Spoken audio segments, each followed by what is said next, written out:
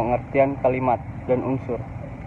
Kalimat adalah satuan bahasa terkecil dalam terwujud lisan atau tulisan yang mengungkapkan pikiran yang utuh. Menurut Wijono, kalimat adalah satuan bahasa terkecil yang merupakan kesatuan pikiran. Menurut Chuck Elson dan Pickett, kalimat adalah satuan bahasa yang secara relatif dapat berdiri sendiri, yang mempunyai pola intonasi akhir yang terdiri dari klasa. Sedangkan menurut penulis sendiri, kalimat adalah satuan bahasa terkecil yang dapat sendiri dan berdasarkan pola dan intonasi yang mempunyai makna yang lengkap. Unsur-unsur kalimat. 1. Subjek.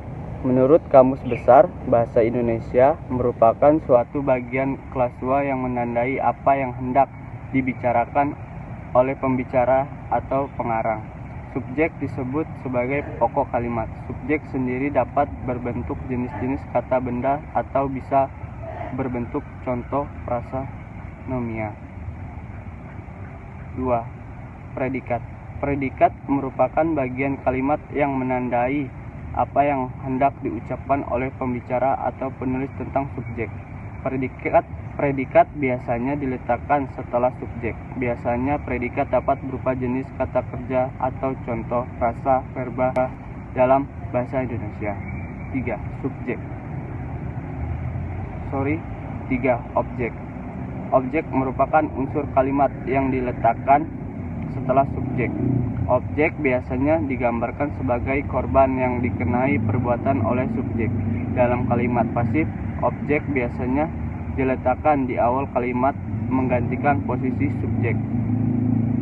Dan dalam kalimat interansif dan kalimat semi-transif, unsur kalimat ini tidak digunakan sama sekali dan fungsinya digantikan oleh unsur pelengkap dan keterangan.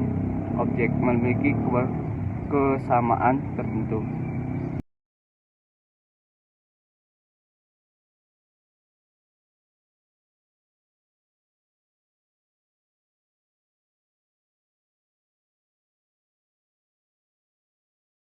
Baiklah, yang selanjutnya yaitu jenis-jenis kalimat. Yang pertama, jenis kalimat berdasarkan bentuk. Terbagi menjadi dua. Satu, kalimat tunggal adalah kalimat yang terdiri atas satu klausa atau susunan struktur subjek dan predikat. Contohnya, orang itu guru kami. Orang merupakan bagian subjek dan guru kami merupakan bagian predikat. Kedua, kalimat majemuk adalah kalimat yang terdiri minimal dua atau lebih kalimat tunggal. Terbagi menjadi dua jenis, yaitu kalimat majemuk setara dan majemuk bertingkat. Contoh, Winda makan soto ayam, tetapi David makan ayam bakar. Termasuk ke dalam majemuk setara karena ada kata tetapi. Kedua, Supriyanto tetap berangkat, bagian dari induk kalimat, meskipun bagian dari konjungsi. Hari telah gelap, bagian dari anak kalimat. Contoh tersebut termasuk dalam majemuk bertingkat. Kedua, jenis kalimat berdasarkan isi. Terbagi menjadi empat. Satu, kalimat deklaratif atau berita adalah kalimat yang berfungsi untuk menyampaikan informasi atau pernyataan. Kedua, kalimat tanya atau kalimat interrogatif adalah kalimat yang berfungsi untuk mencari tahu tentang suatu informasi atau jawaban dari respon lawan bicara. Ketiga, kalimat perintah atau kalimat imperatif adalah kalimat yang berfungsi memberikan perintah untuk melakukan sesuatu. Dan yang keempat yaitu kalimat seruan adalah kalimat yang bertujuan untuk mengungkapkan perasaan. Tiga, kalimat berdasarkan pengucapan terbagi menjadi dua. Yang pertama, kalimat langsung adalah kalimat yang disampaikan secara langsung tanpa ada perantara. Kalimat langsung ditandai baca petik 2. Kedua, kalimat tidak langsung adalah kalimat yang menceritakan kembali ucapan yang pernah dikatakan orang lain. 4. Jenis kalimat berdasarkan fungsi subjeknya terbagi menjadi dua.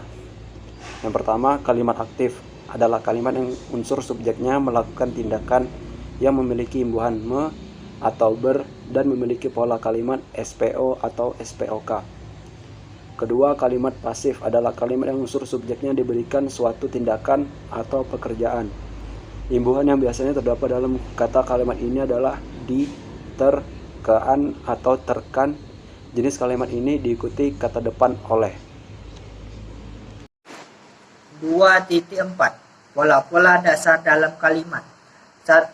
SP. Pola ini hanya berupa subjek dalam kurung S dan predikat dalam kurung P. Contoh, ayah bekerja.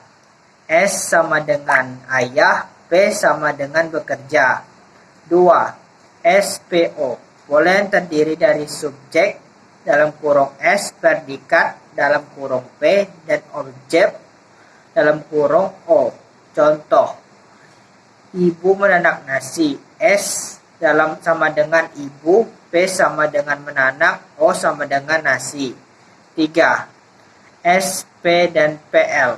Pola ini terdiri atas subjek dalam kurung S, predikat dalam kurung P, dan pelengkap dalam kurung PL. Contohnya, tubuhnya berlumuran keringat. S sama dengan tubuhnya, P sama dengan berlumuran, PL sama dengan keringat. 4. SPK. Pola ini terdiri atas subjek dalam kurung S, predikat dalam kurung P, dan keterangan dalam kurung K. Contohnya, anak-anak bermain di lapangan. Dalam kurung S sama dengan anak-anak, P sama dengan bermain, K sama dengan di lapangan. 5. SPOK. Pola ini merupakan pola yang paling umum dan paling dikenal di masyarakat. Pola ini terdiri dari subjek dalam kurung S, predikat dalam kurung P, objek dalam kurung O, dan keterangan dalam kurung K. Contohnya, ibu memberi sayur-sayuran di pasar tradisional. Dalam kurung S sama dengan ibu, P sama dengan membeli, O sama dengan sayur-sayuran, K sama dengan di pasar tradisional. 6. SPOPL. Pola ini terdiri atas subjek dalam kurung S, predikat dalam kurung P, objek dalam kurung O, dan pelengkap P dalam kurung PL. Contohnya, ibu membelikan adik pakaian baru.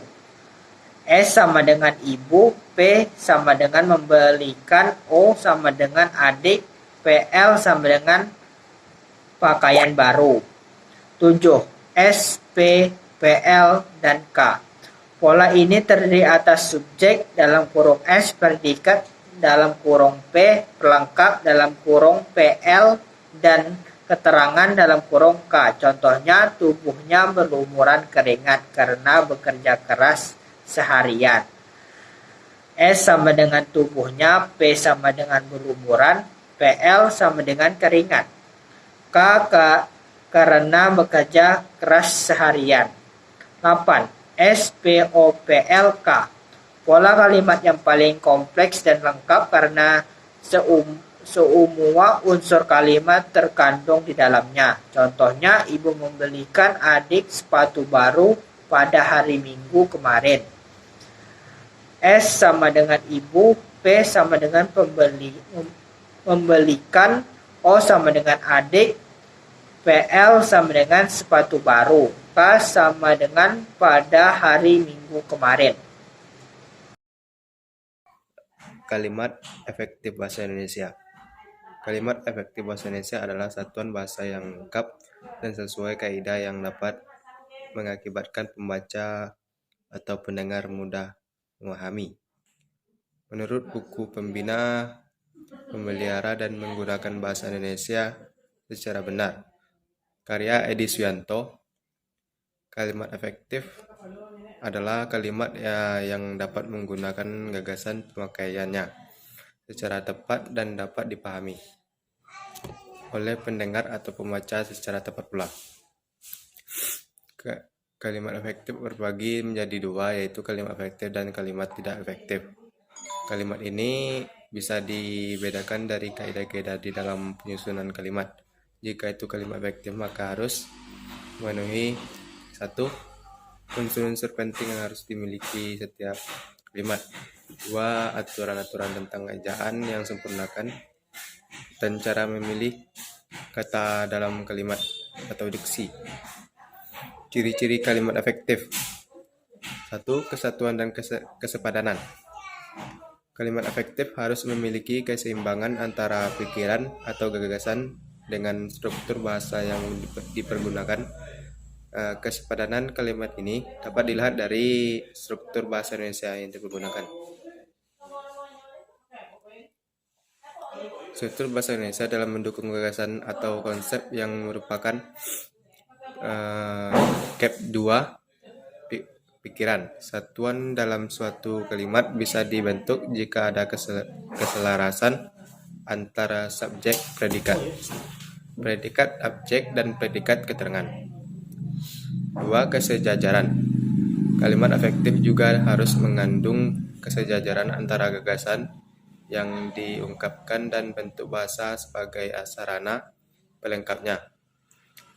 Kesejajaran dalam kalimat adalah penggunaan bentuk-bentuk kata, kalimat, atau konstruksi bahasa yang sama dan dipakai untuk memberi kejelasan kalimat secara keseluruhan. 3. Penekanan.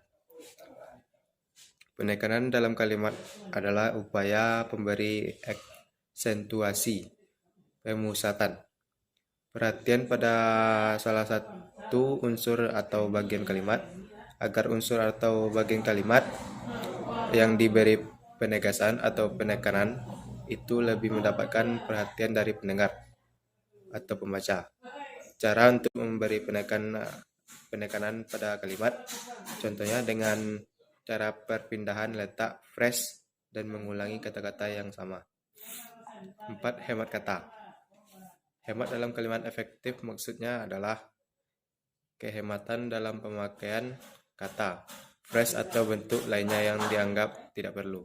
Sebuah atau dikatakan hemat bukan karena jumlah katanya sedikit, melainkan menyangkut tentang gramatikal dan makna kata. Poin utamanya adalah beberapa banyak kata yang bermanfaat dan penting bagi pembaca atau pendengar.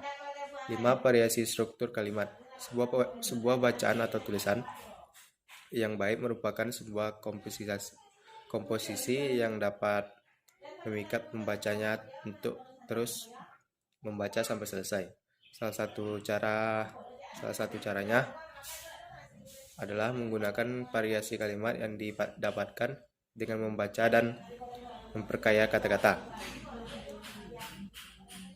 Contoh kalimat efektif. A. Contoh kalimat efektif sudah menghilangkan subjek yang tidak perlu. Siswa itu segera masuk ruangan kelas setelah melihat kepala sekolah datang. B. Contoh kalimat tidak efektif dengan hiponim. Buah jambu dan buah mangga adalah buah kesukaan ibuku. Contoh kalimat efektif tanpa hiponim. Jambu dan mangga adalah buah kesukaan ibuku. Perbedaannya terlihat dalam penulisan kata buah dan menjadi pembanding mana yang efektif dan tidak efektif. Kalimat tidak efektif karena bentuk kata bersinonim. Kita harus bekerja dengan kerasa dan sungguh-sungguh agar supaya hidup ini menjadi berkah. Kalimat efektif dengan menghilangkan kata bersinonim. Kita harus bekerja dengan keras dan sungguh-sungguh supaya hidup ini menjadi berkah. Penghilangan kata agar menjadikan sebuah kalimat untuk efektif. Kalimat tidak efektif dengan makna jamak yang ganda. Anak dari tetangga saya pekan ini wisuda. Contoh kalimat efektif. Anak tetangga saya pekan ini wisuda. Tanpa pemakaian kata dari membuat kalimat yang semulanya tidak efektif